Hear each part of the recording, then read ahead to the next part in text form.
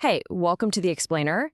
Today, we're digging into something brand new from Google that tries to answer one of the biggest questions in tech right now. How in the world do you keep tomorrow's incredibly powerful AI safe? They've just put out this detailed safety framework, and we're going to break down exactly what's inside and what it all means for the future of AI. So let's just dive right in. Right off the bat, this is the central problem, isn't it? We're talking about frontier AI models. These are systems with capabilities we haven't even fully imagined, let alone seen. So how can you possibly write the rules for a game when you don't even know what the final board looks like? That's really the core puzzle this framework is trying to solve. And you know, it's a critical puzzle to solve. Because as these frontier models get more and more powerful, yeah, they unlock some incredible potential for good. But the other side of that coin is that they also introduce some really severe, totally unprecedented risks that we have to get ahead of. And this really gets to the heart of the dilemma for any company building this stuff. You have this massive push to innovate, to go faster, to build the next amazing thing. But how do you do that while also building in the guardrails and the off switches from the very beginning? Okay, so this is where Google's new Frontier Safety Framework comes into play. You can think of it as their proposed blueprint, a whole set of really detailed protocols that are designed to spot, manage, and hopefully shut down the most severe risks from their most advanced AI. I think what's really interesting here is the whole philosophy behind it. The goal isn't to hit the brakes on progress, it's to make progress possible, but safely. The best analogy is right here. It's like building codes for skyscrapers. You don't ban tall buildings just because they could fall. No, instead, you develop these incredibly tough engineering standards to make absolutely sure they're built right. So, how does this all work in the real world? Well, the whole strategy kind of boils down to these 4 logical steps. First, you figure out what the absolute worst-case scenarios are. Second, you build tests to see if your AI is getting powerful enough to actually make those scenarios happen. Third, and this is key, you have safety measures ready to go before it ever hits that point. And finally, you don't do this in a silo. You bring in outside experts and even governments to keep you honest. Okay, so that all sounds pretty good on paper, but let's get into the mechanics of it. How do you actually measure when an AI crosses that line from just being super smart to being dangerously capable? The whole framework is built around this one key idea they call critical capability levels, or CCLs for short. And the easiest way to think about a CCL is as a safety red line. It's that specific point where a model becomes so powerful that if you didn't have safeguards, it could be used to cause really severe harm. Knowing where that red line is, that's everything. So, how do they find that red line?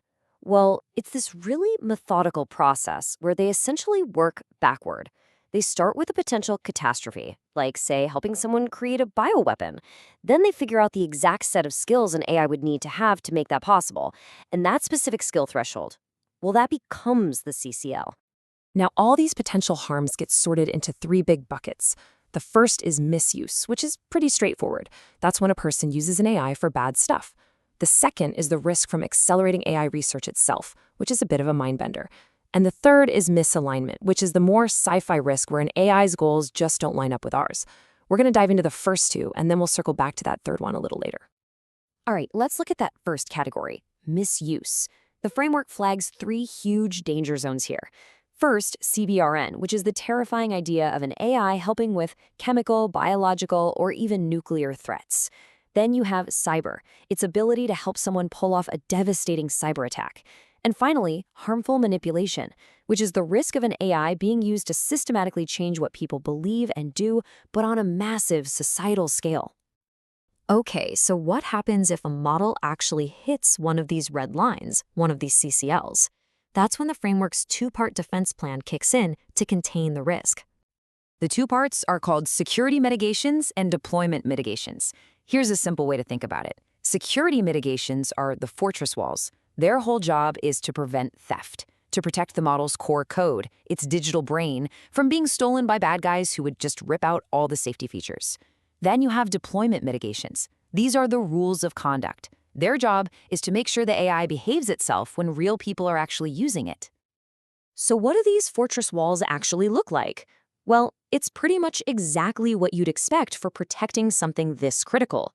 We're talking about seriously hardening the computer infrastructure, having super strict controls on who can access it, and constantly hunting for security holes. The number one goal, above all else, is to prevent the theft, what they call exfiltration, of that core model code. And the rules of conduct? This is all about controlling the AI's behavior out in the wild. It means training the model to say no to dangerous requests, but also constantly watching for how people are trying to misuse it. It's a constant cat and mouse game of patching jailbreaks and even paying cash, bug bounties, to ethical hackers who find weaknesses before the bad guys do. Okay, so that covers people misusing AI. But that second risk category we mentioned, this one gets a little more weird. What happens when the AI gets so smart it can start speeding up the process of making even smarter AI? This isn't just a risk, it's a meta risk. It's one that makes every other risk even bigger. The second a model gets powerful enough to actually accelerate AI research in a meaningful way, everything changes. At that point, the framework says you jump to security level 3. Now we're talking about much, much stronger security. Things designed to prevent even a single person from having unilateral access. The fear of that model being stolen and used to create something even more dangerous is just too great. Now let's push this even further. Imagine an AI that is so capable, it can completely automate the work of an entire team of Google's best AI researchers. It can essentially take over the job of making itself smarter and do it faster than any human team ever could. A capability like that triggers the highest possible alert, security level 4. The framework is not messing around here. This is described as a potentially catastrophic risk. The security measures become extreme. We're talking about completely isolating the model's code from any network and putting intense physical security around the data centers. This isn't just a company problem anymore, it's a global one. So as we start to pull this all together, it's really important to underline that Google sees this whole thing as a living document.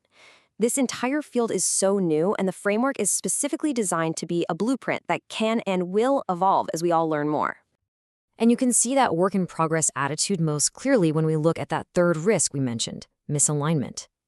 Right. This is the classic sci-fi scenario where an AI gets so smart it starts pursuing its own goals in ways that could undermine our control. And the framework itself is super honest here, calling its own approach just illustrative, and admitting that figuring out how to stop this is an area of active, ongoing research. In fact, the creators are totally upfront about it. They say, and I'm quoting here, "The framework is based on early and evolving research. We will review the framework periodically, and we expect it to evolve substantially." They know this is just a snapshot in time, based on what we know right now. It's a starting point, not the final answer. And that really brings us to the final, looming question. This framework is a serious, well-thought-out attempt to build safety into the foundations of AI.